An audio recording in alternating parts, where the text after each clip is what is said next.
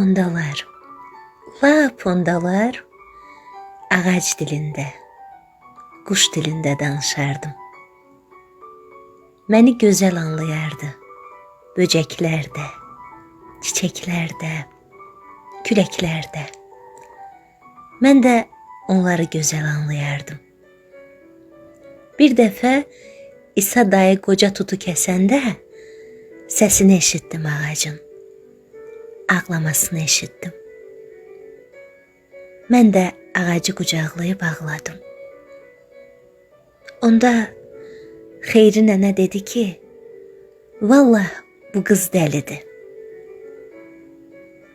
Mən çoxdan bilirdim dəli olduğumu. Bunu nənəm də demişdi, babam da, hələ çoxları da. Və dəli olmaq həm yaxşıydı, həm də yox.